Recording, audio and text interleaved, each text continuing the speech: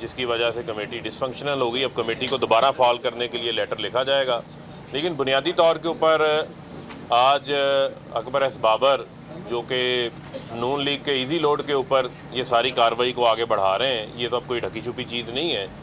उनको बेशुमार मायूसी का सामना करना पड़ा है, क्योंकि इस रिपोर्ट का जो सफ़ा नंबर 81 है वो इस हवाले से बड़ा वाज़े है, जिसके आखिरी पैरा में रिपोर्ट के 81 सफ़ा में ये लिखते हैं कि पिटिशनर किसी किस्म का कोई भी क्रेडिबल और अथेंटिक एविडेंस या कोई डॉक्यूमेंट ऐसा फराहम नहीं कर सका। पिटिशनर से मुराद अकबर एस बाबर हैं, जिन्होंने पिछले 7 साल से जो है वो चाय की प्याली में तूफ़ान बर्पा किया हुआ था। वो कोई अथेंटिक डॉक्यूमेंट, कोई ऐसा क्रेडिबल एविडेंस फराहम नहीं कर सके किसी कोर्ट ऑफ लॉ में पेश किया जाए। ये मैं नहीं कह रहा, ये वो स्क्रूटनी कमेटी कह रही है, जिस स्क्रूटनी कमेटी को बुनियाद बनाकर मीडिया के ऊपर खबरें चलाई गई। उसका सफ़ा नंबर 81 का आखिरी पैरा इस हवाले से बड़ा वाज़े है। अकबर एस बाबर को तो स्क्रूटनी कमेटी ने जो है वो फारिग कर दिया है, उनके पल्ले जो है वो कुछ नहीं छोड़ा। और इस रिपोर्ट के अंदर जो हम पे इल्ज़ाम लगाते थे कि जनाब भारत से और इज़राइल से फ़ंडिंग आई है, कहाँ इस रिपोर्ट के अंदर लिखा हुआ है कि भारत और इज़राइल से फ़ंडिंग आई है? हमें तरह आप वो भारत और इज़राइल की फ़ंडिंग वाले सबूत तो फराहम कर दें।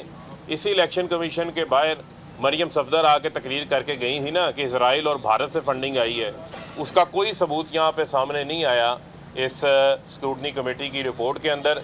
ना ही कोई फ़ॉरेन फंडिंग जो है वो साबित हुई, ना ही फ़ॉरेन फंडिंग से मुतल्लिक इस रिपोर्ट के अंदर किसी किस्म का कोई सबूत फराहम किया गया, कोई फाइंडिंग फराहम की गई। लिहाजा वो लोग जो कहते थे कि जनाब फ़ॉरेन फंडिंग है तो PTI जमात बतौर बैन होने जा रही है, मैं समझता हूँ कि उनके बयानिए को भी शिकस्त हुई है, उनको भी शदीद मायूसी हुई है। और इस रिपोर्ट से ये साबित होता है कि PTI हमेशा की तरह शफाफियत के ऊपर यकीन रखती है। हमने अपने अकाउंट्स का मुकम्मल डाटा फराहम किया, 40,000 डोनर्स का डाटा फराहम किया, और इस रिपोर्ट से हमारी फतह हुई है।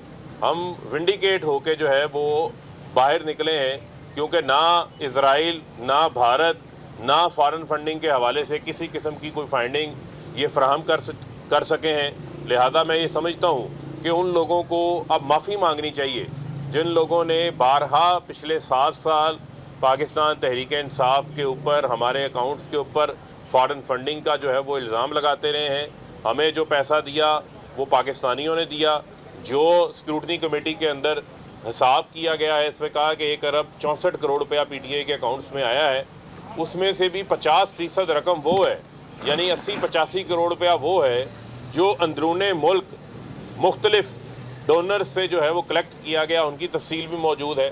बाकी पैसे जो हैं वो बैरून मुल्क ओवरसीज़ पाकिस्तानी हैं, जो पाकिस्तान को सालाना 30 अरब डॉलर से ज़ायद फ़ॉरेन रेमिटेंसेस भेजते हैं, तरसीलात ज़र भेजते हैं।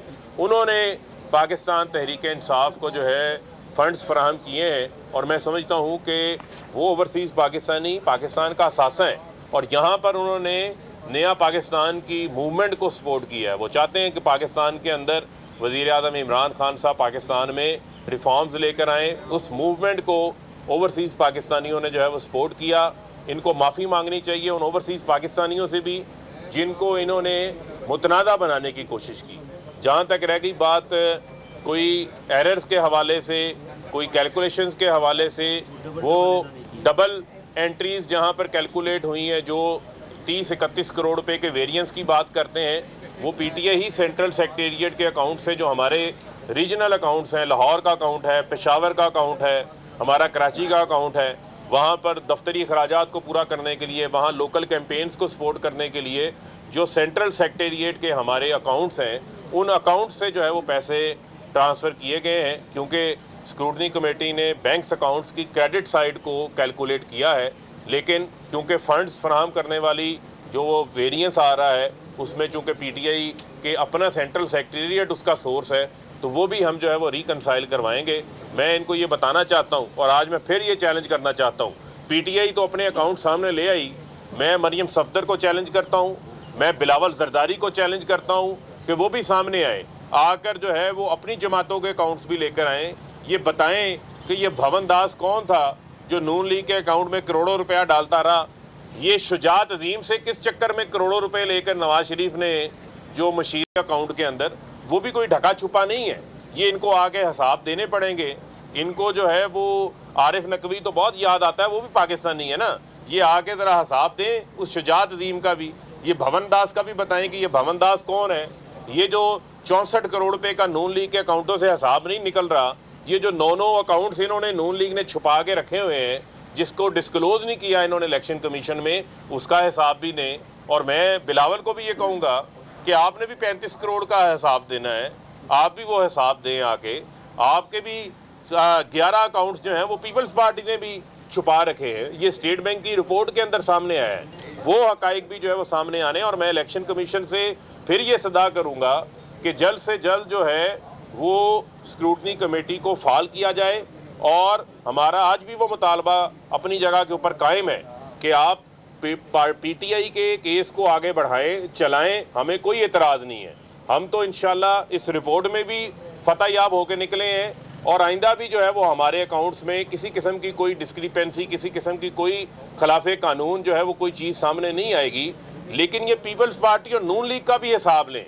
और उसके साथ साथ एक और दरख्वास्त भी दायर हुई है कि बाकी तमाम जमातों की भी जो है वो अकाउंट्स की जांच पड़ताल करें, उसका हिसाब भी जो है वो सामने आना चाहिए। पता चले ये फजलुर रहमान लीबिया से किस चक्कर में फ़ंड लेते रहे हैं, ये नवाज शरीफ जो उसामा बिन लादेन से फ़ंड लेते रहे हैं, जो बेनज़ीर की हुकूमत को गिराने के लिए इन्होंने फ़ंड लिया था, ये जो बाकी इनके केसेस हैं, इनकी हमेशा फंडिंग जो है वो मशकूक रही है। इनकी हमेशा फंडिंग जो है वो ऐसी रही है जिसके ऊपर सवालात उठते रहे हैं। इनकी हमेशा फंडिंग जो है वो इंटरेस्ट ग्रुप से रही है। पाकिस्तान तहरीक इंसाफ ही वाहिद जमात है जिसके फंड्स भी साफ हैं, जिसका बेहतरीन अकाउंट्स का निज़ाम है, जिसके ऑडिटर्स टॉप रेटेड हैं। बाकी जो है PMLN और पीपल्स पार्टी के ना किसी ऑडिटर का पता है, ना उनकी कोई QCR रेटिंग है, ना ही उन्होंने कोई अकाउंट्स मेंटेन किए हैं। वो हमेशा जो है वो पैसे फंड्स जो हैं वो इसी प्रोहिबिटेड ज़रायों से, इसी फॉरेन फंडिंग से लेते रहे हैं। और हमें UK USA LLC का ताना देने वालों से मैं ये भी सवाल करना चाहता हूँ कि ये PMLN USA LLC जो रजिस्टर्ड है, इसका हिसाब किसने देना है? मरियम साहिबा वो हिसाब भी दे। और ये जो UK के अंदर PMLN लिमिटेड पार्टी के तौर पर रजिस्टर्ड है, यानी प्राइवेट लिमिटेड पार्टी के तौर पर रजिस्टर्ड है, अंडों का, दूध का, बेडशीटों का, तौलिए बेचने का कारोबार कर सकती है नून लीग UK के अंदर, उसका हिसाब नहीं देंगे। जुबैर गुल उसके चेयरमैन हैं, उसके जो इनके नवाज शरीफ के दाएं बाएं जो फिर रहे होते हैं वो PMLN UK के हेड हैं। पीपल्स पार्टी USA में रजिस्टर्ड है। वो जो करोड़ों रुपए की पेमेंट्स, जो लाखों डॉलर्स की पेमेंट्स जो हैं वो की गई हैं, उसको वहाँ पर मार्क सीगल को, उसका हिसाब भी इन्होंने देना है। तो लिहाजा आएँ, ये घोड़ा है, ये घोड़े का मैदान है। मैं इलेक्शन कमीशन से ये बड़े एहतराम से ये इस्तदा करना चाहता हूँ, ये आईनी इदारा है कि आप सुप्रीम कोर्ट के हुक्म को सामने रखें जिसमें उन्होंने कहा था कि आपने Fairlie, justly, without any discrimination आपने तमाम पॉलिटिकल पार्टीज़ की अकाउंट्स की जो है वो स्क्रूटनी करनी है। और मैं उम्मीद करता हूं कि इलेक्शन कमीशन पीपल्स पार्टी और नून लीग के केसेस को भी उसी तरह आगे चलाएगा। अली अवान साहब को एक मिनट बात करें। साहब 40,000 जो डोनर्स हैं, आपने उनका हिसाब दिया, क्या शनाख्ती कार्ड के उनके नंबर दिए गए? और दूसरी जमातों की क्या सूरत हाल है, क्या उन्होंने अपने डोनर्स का हिसाब दिया है? खासतौर पे जो देखें, हमारे पास हमने जो अपना हिसाब दिया है वो तमाम रिकॉर्ड हमारा नोटराइज्ड है। उनकी तमाम जो है वो बैंक स्टेटमेंट्स मौजूद हैं, उनकी तमाम जो कैश रिसीव्ड्स हैं वो मौजूद हैं। PMLN के जब हम मामला देखते हैं तो रकूम लिख दी है 5 करोड़, 10 करोड़। पूछा जाए ये पैसे किसने जमा कराए हैं, ये मियाँ साहब को चलते चलते किसी ने 5 करोड़ रुपया पकड़ा दिया था। ये किसने जमा करवाए हैं? ये तो बंदा ही फौत हो गया, अब हमें तो पता ही नहीं है, ये मिल ही नहीं रहा। ये किसने जमा करवाए थे? ए मियाँ साहब ने 5 करोड़ शुजात अजीम ने दिता सी। अच्छा 5 करोड़ दिया था, वो 5 करोड़ इसी चक्कर में दिया था जिस चक्कर में रिश्वत लेके मशीरे हवाबाजी लगाया था। उसके बाद कितने फ़ायदे लिए थे? इन तमाम चीज़ों का हिसाब देना पड़ेगा। ना PMLN, ना पीपल्स पार्टी, ना इनकी कैश रिसीप्ट्स मिलती हैं, ना बैंक रिसीप्ट्स मिलती हैं, ना बैंक ड्राफ्ट मिलते हैं, ना बैंक स्टेटमेंट से इनका कोई रिकॉर्ड मिलता है। जबकि हमने ये तमाम चीज़ें जो हैं वो जमा करवाई हुई हैं अपने हिसाब के साथ बतौर डॉक्यूमेंट्री एविडेंस के तौर। क्रिकेट एकेडमी पे भी बता दें कि ये क्या मामला है। क्रिकेट एकेडमी जो देखें, जो वोल्टन क्रिकेट की बात करते हैं वो एक चैरिटी मैच हुआ था, वो एक पाकिस्तानी है, उनकी वहाँ पर फर्म है आरिफ नकवी, किसी से ढके छुपे नहीं है। उन्होंने वहाँ से जो है वो चैरिटी मैच हुआ, पाकिस्तानियों ने पैसे दिए, उनका रिकॉर्ड भी मौजूद है। वो पैसे बैंकिंग चैनल से पाकिस्तान आए हैं। ये लफ्ज़ मैं दोबारा दोहराना चाहता हूँ, अगर कोई ऐसी रकम होती तो वो बैंकिंग चैनल से ना आती। वो रकम जो है, जिस तरह नून लीग की हवाला हुंडियों से, टीटियों से पैसे आते हैं, क्योंकि करप्शन का पैसा होता है।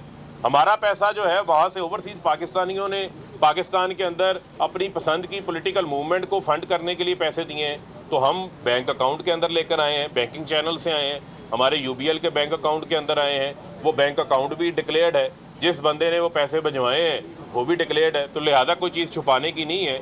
अब सिर्फ मैं सिर्फ ये पूछना चाहता हूँ अकबर एस बाबर से कि उनके पल्ले क्या रह गया है।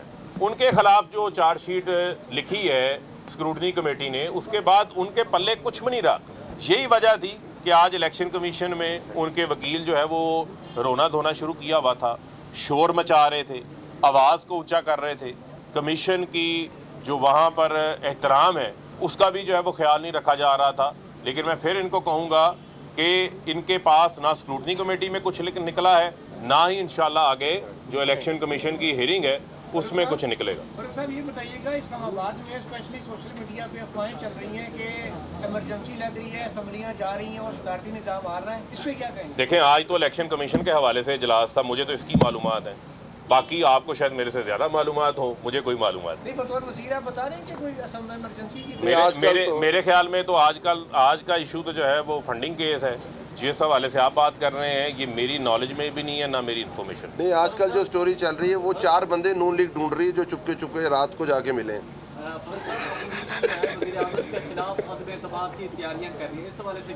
किसके खिलाफ? नहीं, वो तो फिलहाल अपने खिलाफ अदम एतमाद कर रहे हैं। बहुत शुक्रिया। सब्सक्राइब करें और बेल दबाएं ताकि कोई खबर रह न जाए।